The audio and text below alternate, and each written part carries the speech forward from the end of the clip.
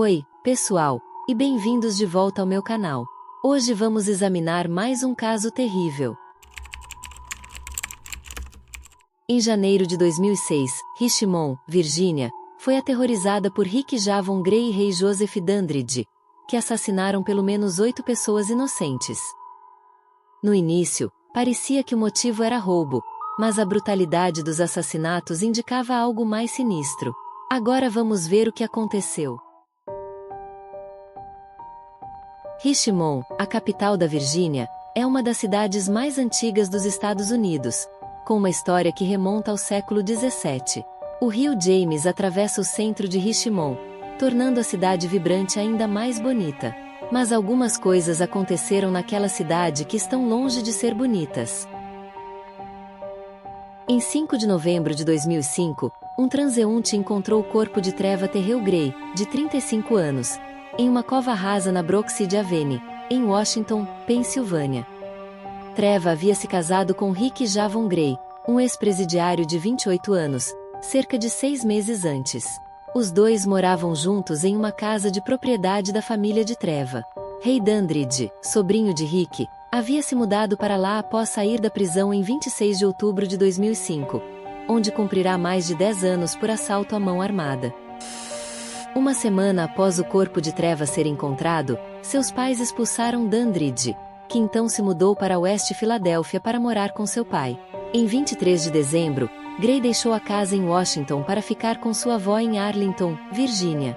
Dandridge juntou-se a ele no Natal de 2005. Em 31 de dezembro de 2005, Ryan Carey, de 26 anos, foi atacado em frente à casa de seus pais na North 25 TH Street, em Arlington. Mais tarde, ele identificou os agressores como Gray e Dandridge. De acordo com a autópsia, Ryan sofreu graves espancamentos e facadas no peito, pescoço e braços. A agressão o deixou em coma por 2 semanas, e ele perdeu permanentemente o uso do braço direito. Mas há mais nessa história. No dia de Ano Novo de 2006, o músico Johnny Roth foi até a casa de seu amigo Brian Harvey com sua filha pequena nos ombros. Brian era um ex-companheiro de banda, mas os dois mantiveram contato e continuaram próximos. A família Harvey morava no distrito de Woodland Heights, um bairro histórico com ruas arborizadas e vistas para o rio James. Johnny chegou cedo para a festa de Chile que os Harvey estavam organizando para celebrar o Ano Novo. Eram 13h40, e a festa não começava até às 14 horas. Sabendo que seus amigos não se importariam, Johnny entrou pela porta da frente, que havia sido deixada aberta. A casa estava absurdamente silenciosa e, ao entrar, Johnny foi recebido por uma densa nuvem de fumaça. Ele correu para a cozinha, pensando que algo poderia estar pegando fogo, e chamou pelos Harvey. Incapaz de encontrar a origem da fumaça, ele correu para fora e gritou para um vizinho ligar para o 911. Dezenas de policiais e bombeiros chegaram logo depois. Amigos dos Harvey, chegando para a festa, ficaram chocados ao ver os bombeiros e socorristas invadindo a casa. O corpo de bombeiros rapidamente apagou as chamas e começou a vasculhar a casa. Um tenente notou mais calor vindo da porta do porão e desceu correndo as escadas através da fumaça espessa. No fundo, ele encontrou o corpo de uma mulher. Pensando que ela estava sofrendo de inalação de fumaça, ele a carregou para o jardim da frente para realizar a RCP, mas fez uma descoberta chocante. Havia uma meia em sua boca.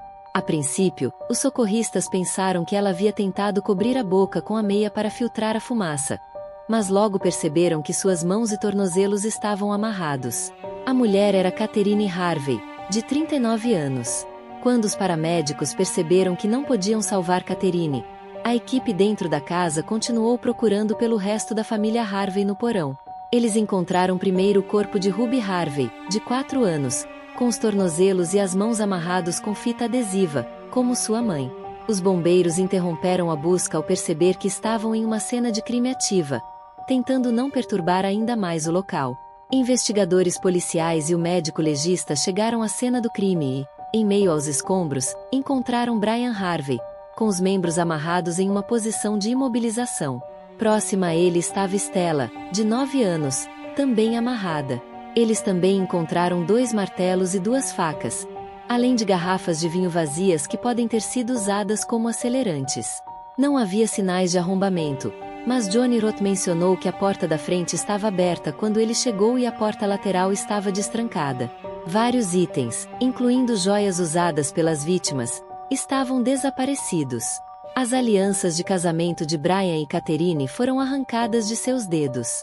O médico legista no local examinou os corpos da família Harvey. Ele observou que Catherine Harvey tinha ferimentos causados por objetos cortantes, incluindo facadas e cortes no pescoço. A filha mais nova, Ruby, também tinha ferimentos na garganta. Brian foi atingido 6 vezes na cabeça e tinha 8 cortes no pescoço, que pareciam ter sido feitos com movimento de serra. Stella, como o resto de sua família, tinha ferimentos semelhantes. Também foi descoberto que Stella ainda estava viva enquanto a casa queimava. Sua causa de morte foi listada como inalação de fumaça e traumatismo craniano. Os advogados do homem condenado por seu papel nos brutais assassinatos de 2 famílias de Richmond no dia de Ano Novo, há quase uma década, compareceram hoje diante de um painel de 3 juízes enquanto tentavam reverter sua sentença de morte.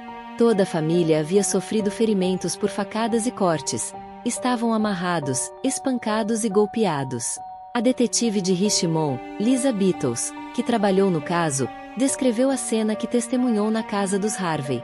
Os bombeiros e policiais deveriam ser super-heróis de pele dura. Vi pessoas que conheço há 20 anos sentadas em um caminhão de bombeiros com lágrimas escorrendo pelo rosto. Os Harvey eram bem conhecidos em seu bairro de Woodland Heights e na cidade de Richmond. O pai, Brian T. Harvey, nasceu em Danville, Virgínia, e era um músico talentoso com espírito adolescente. Aos 49 anos, ele era cantor e guitarrista da banda Energy Crisis e trabalhava com computadores para o sistema escolar do condado de Henrico. Sua esposa, Catherine Elizabeth Harvey, nasceu em Norfolk, Virgínia, e era coproprietária da Wood of Mirth, uma loja infantil favorita da comunidade. Os dois se casaram em 1º de dezembro de 1990 e tiveram 2 filhas. Stella Anne, de 9 anos, nascida em novembro de 1996, e Ruby Mai, de 4 anos, nascida em julho de 2001. Os Harvey eram artísticos, atléticos e amorosos, e eram profundamente amados por seus amigos, família e comunidade.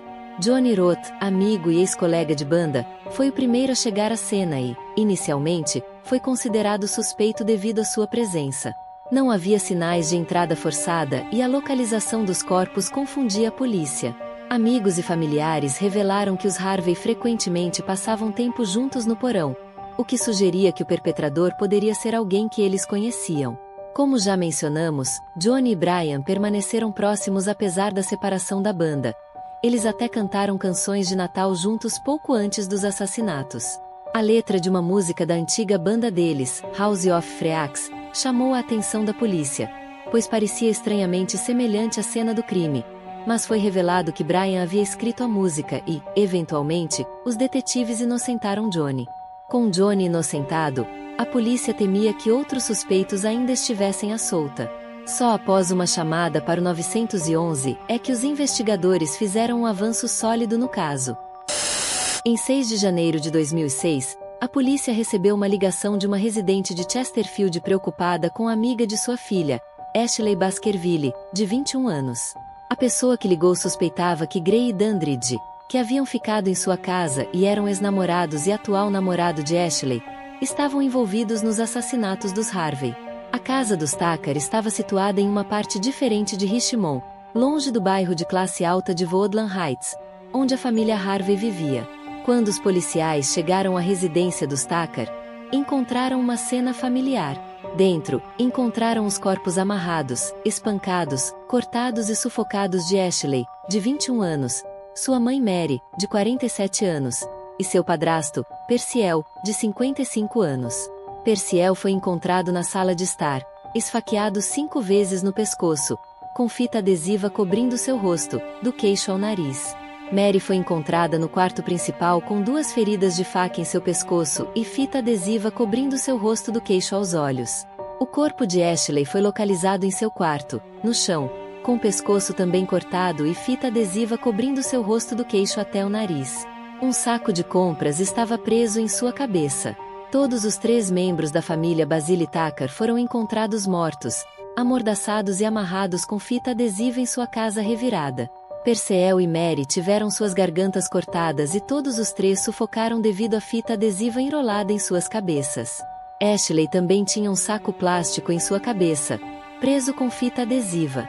Perceel e Mary Tucker estavam juntos há mais de 19 anos, tendo se conhecido quando a filha de Mary, Ashley, tinha apenas 2 anos de idade.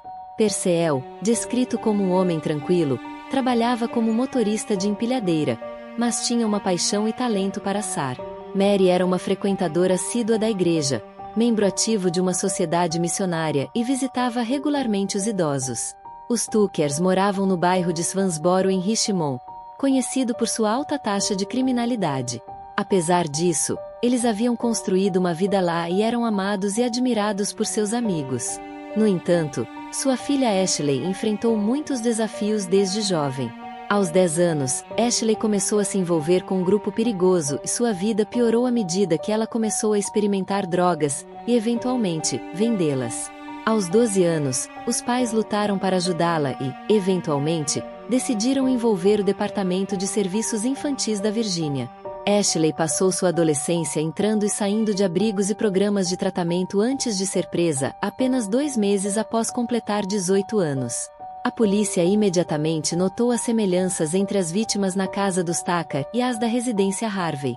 Brian Harvey e Catherine Harvey, que cresceram em Virginia Beach e tinham 2 filhos pequenos, foram encontrados pela polícia em sua casa em chamas no dia de Ano Novo, amarrados, espancados e esfaqueados, com as gargantas cortadas. Gray também foi vinculado às mortes de outras 4 pessoas em Richmond, menos de uma semana depois, mas nunca foi julgado nesse caso. Amarras foram usadas em todas as 7 vítimas e o legista confirmou semelhanças nos ferimentos por facadas e cortes nos pescoços de Perceel, Mary e Ashley Tucker com os de Brian, Catherine, Stella e Ruby Harvey. No entanto, também havia diferenças significativas. Os bairros onde as casas estavam localizadas eram diferentes, com os Tuckers vivendo em uma área de alta criminalidade em comparação com o bairro de alto padrão dos Harvey. Além disso, a cena na casa dos Tucker parecia muito mais bagunçada, o que indicava uma luta mais intensa. Outra diferença era a origem racial das famílias, com os Harvey sendo brancos e os Tucker sendo negros. Apesar dessas diferenças, os investigadores conseguiram fazer uma descoberta importante. Eles encontraram um item extremamente crucial que ligava os 2 ataques. O anel de casamento de ouro de Brian Harvey foi descoberto em uma corrente ao redor do pescoço de Ashley Basile. Seguindo essa pista, a polícia concentrou-se em encontrar os homens vistos com Ashley, Rick Gray e Ray Dandridge. O Chevrolet Trailblazer de Tucker estava desaparecido de sua casa quando fotos de Rick Gray e do veículo foram espalhadas pela internet, o que eventualmente levou a uma dica crucial de um homem idoso chamado Roy Mason. Mason relatou uma invasão domiciliar e roubo envolvendo Rick Gray, Ray Dandridge e Ashley Baskerville, que forçaram a entrada em sua casa, inicialmente fingindo pedir direções e depois ameaçando a ele e sua esposa. Durante o roubo na casa de Roy Mason, Ashley participou ativamente, levando um console de jogos e vasculhando os pertences, apesar dos apelos do Sr. Mason para poupar a ele e sua esposa doente. Eventualmente, os ladrões mostraram misericórdia e deixaram o casal ileso. Aproveitando a conexão de Ashley com os suspeitos, a polícia convenceu uma mulher que havia chamado 911 a entrar em contato com o telefone de Ray Dandridge, na esperança de rastrear seu paradeiro. Gray atendeu a chamada e acidentalmente revelou sua localização, levando a polícia a uma casa na Filadélfia, a mais de 250 milhas de distância. A polícia de Richmond colaborou com os detetives da Filadélfia para cercar a casa, onde viram o Trailblazer desaparecido de Purcell e Mary Tucker estacionado do lado de fora. Na manhã de 7 de janeiro de 2006, a equipe SWAT entrou em ação. Ao entrar, Ray Dandridge tentou fugir pela porta dos fundos, mas foi rapidamente preso. Enquanto isso, Rick Gray foi descoberto escondido no porão, atrás de uma fornalha, segurando uma furadeira elétrica e resistindo violentamente à prisão. Preocupada que ele pudesse provocar uma confrontação letal, a equipe SWAT o forçou sem causar ferimentos e prendeu tanto ele quanto seu sobrinho. Cerca de 1 hora após sua prisão, Dandridge confessou ter matado os Tuckers e Ashley Baskerville. 12 horas depois, Gray pediu para falar com um detetive e forneceu uma confissão detalhada de 3 páginas. Ele descreveu o uso de uma faca de cozinha e um martelo para matar os Harvey e expressou remorso, dizendo: "Eu não acredito que desculpa seja forte o suficiente, nada disso era necessário." Em confissões posteriores, Gray admitiu ter espancado sua esposa Treva até a morte enquanto Dandridge a segurava, e também atacado Ryan Carey. Ele sufocou e matou Ryan por dinheiro do seguro, algo que ele inicialmente pensou ser uma piada, mas que acabou levando a sério. Na noite seguinte, ele acordou Gray, jogou um cano e luvas para ele e disse para ir com ele. Gray, ainda meio adormecido, tentou entender o que estava acontecendo, mas logo percebeu e seguiu Dandridge, correndo pelo corredor. A cama da esposa dele ficava no corredor e ele começou a bater nela, agredindo-a, e foi assim que isso aconteceu. Mas quem eram essas pessoas? Rick Javon Gray nasceu em 1977 em Arlington, Virgínia.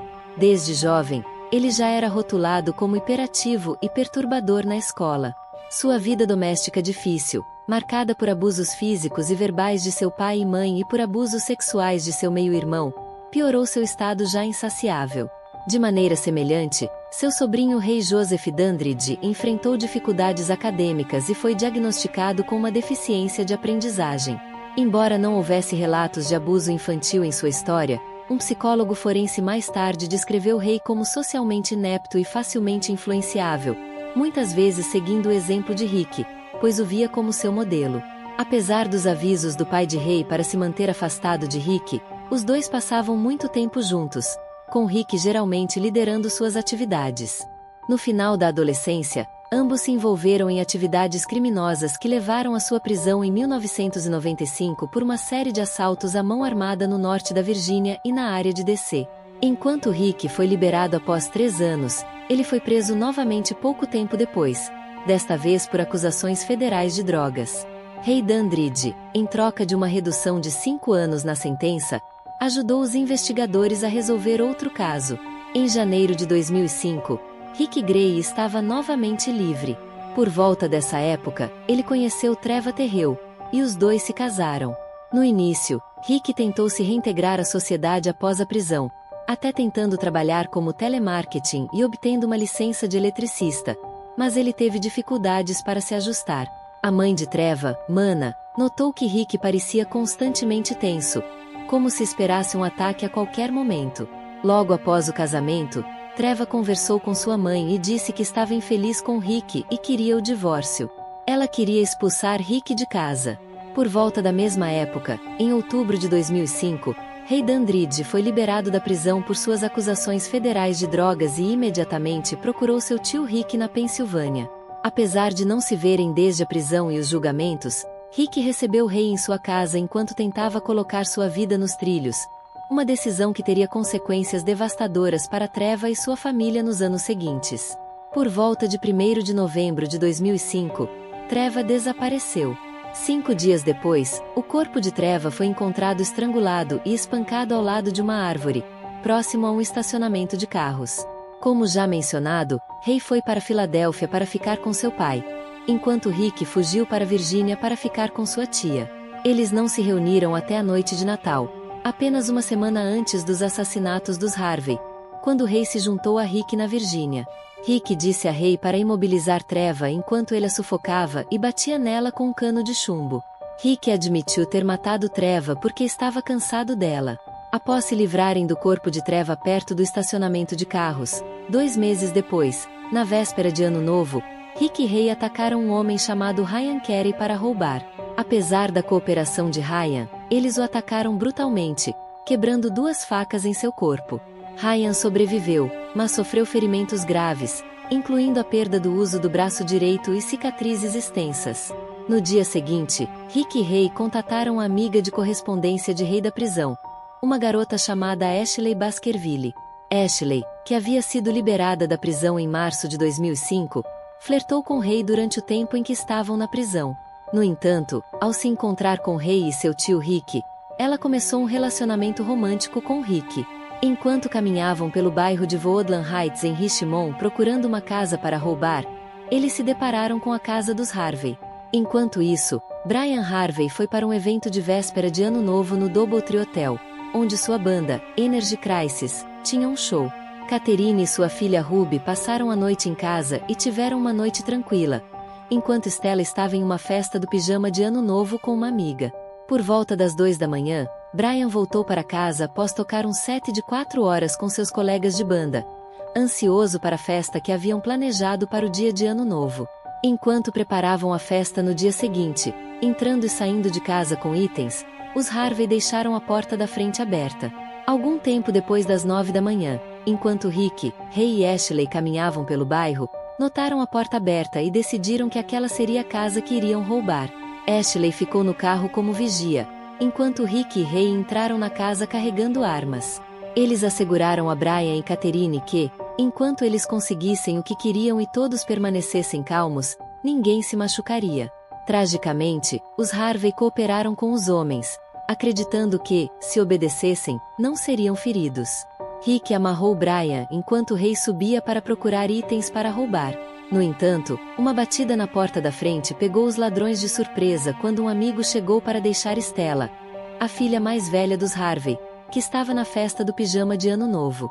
Catherine, guiada por Rick com uma faca, subiu para buscar sua filha. O amigo da família notou o comportamento estranho de Catherine, mas não suspeitou de nada sério. Catherine apenas mencionou que não estava se sentindo bem. Quando Stella chegou, os homens amarraram Catherine e suas filhas também. Rick e Ray então atacaram a família usando facas e martelos. Após tirar as joias de Brian e Catherine e pegar itens como laptops, levaram uma cesta de biscoitos recém-assados da cozinha. Ao voltarem para o porão, Rick percebeu que as meninas ainda estavam vivas e as espancou brutalmente novamente com o martelo. Depois, Rick e Ray usaram vinho encontrado na casa como acelerante e incendiaram a casa, espalhando a maior parte do vinho no porão, onde os corpos dos Harvey foram encontrados. Em suas confissões, os homens admitiram ter roubado Roy Mason e sua esposa 2 dias depois. Quando perguntado se foram os dois que mataram a família Harvey, Rick respondeu: "Eu bati na mãe, bati no pai e coisa e tal com o martelo. Ele foi e bateu na mãe e na criança. Mas disseram que não foi isso que os matou. Disseram que foi asfixia que os matou, porque colocamos meias nas bocas deles e fita em volta. E evidentemente o pânico os fez engasgar com as meias. Então isso foi o que realmente os matou. Então, não foram os golpes de martelo." Quando perguntado se também haviam cortado as gargantas, Rick confirmou: "Sim, eu cortei a garganta do pai." No entanto, não lembrava de ter cortado as gargantas das crianças. Sobre o que passava por sua mente durante os assassinatos, Rick disse: "Como chegamos aqui? Sabe, todos estavam drogados, como eu disse, era mais sobre manter todos quietos e calmos. Quando tive que cortar a garganta do cara, percebi que não fiz um bom trabalho, como ele disse, porque teve que voltar e bater neles com o martelo. Agora, pensando nisso, eu cortei a garganta do pai." Questionado se ver as crianças morrer o incomodava, Rick afirmou: "Quando aconteceu, eu me afastei. Pedi para poupar as crianças, mas ele disse que tinha que fazer e a garota. E então, como eu disse, ele sempre parecia saber mais.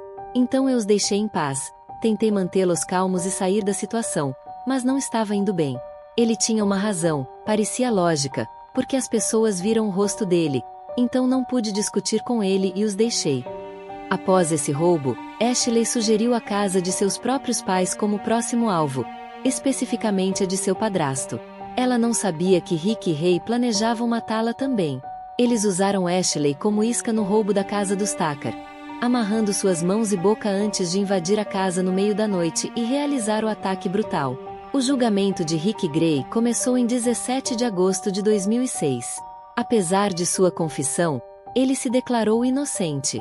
Seus advogados não contestaram nenhuma das informações estabelecidas durante o julgamento e não chamaram nenhuma testemunha para depor.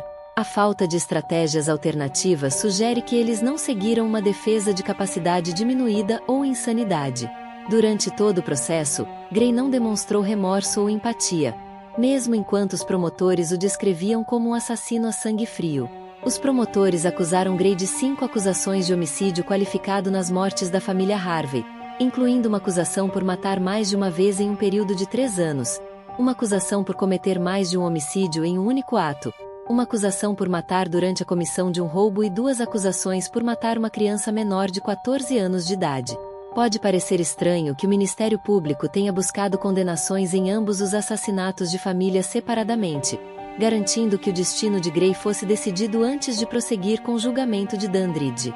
Esta abordagem estratégica provavelmente visava garantir condenações contra o líder do grupo, Gray, primeiro.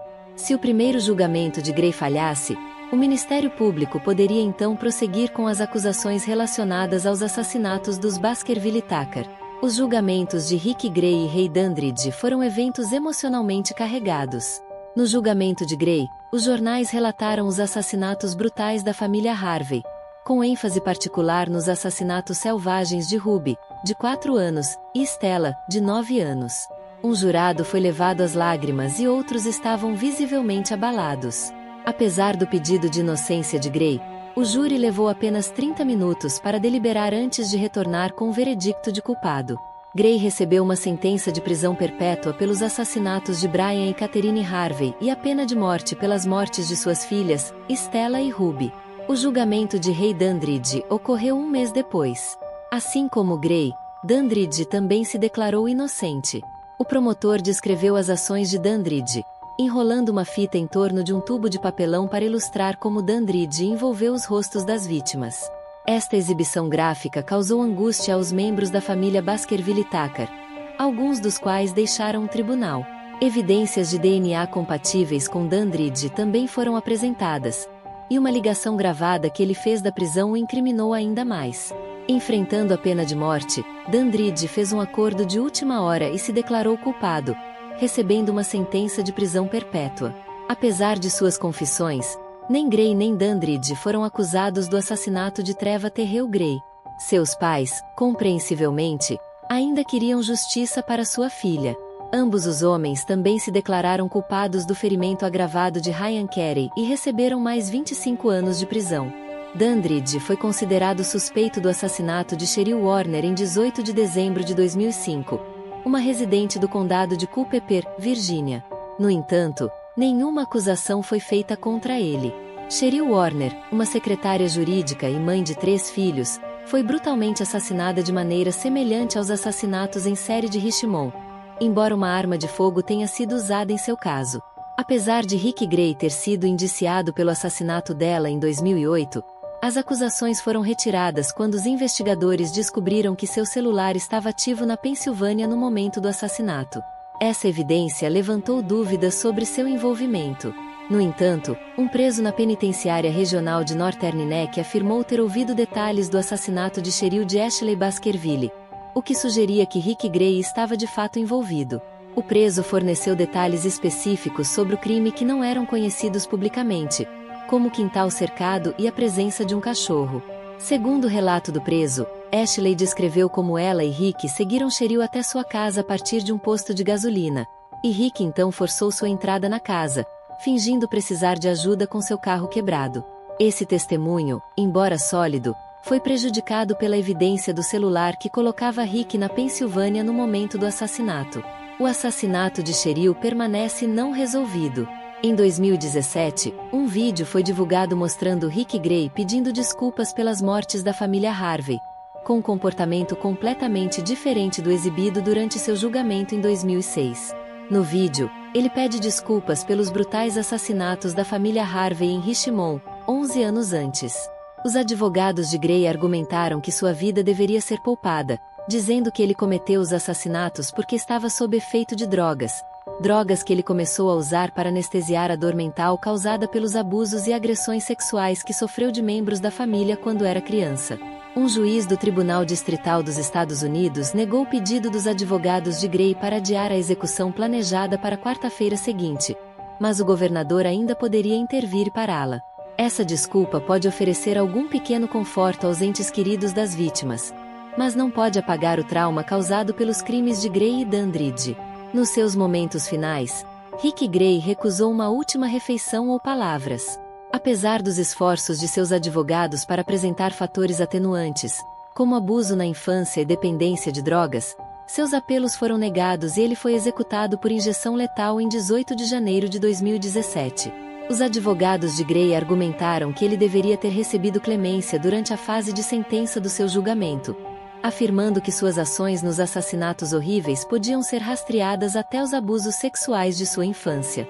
Dandridge, por outro lado, está cumprindo sua sentença de prisão perpétua na prisão estadual de Sussex. Chegamos ao fim do vídeo de hoje. Você acha que a punição deles foi justa? Compartilhe seus pensamentos nos comentários abaixo. Se você quer mais vídeos como este, inscreva-se e ative o sino de notificações para não perder mais vídeos de crimes reais. Até a próxima!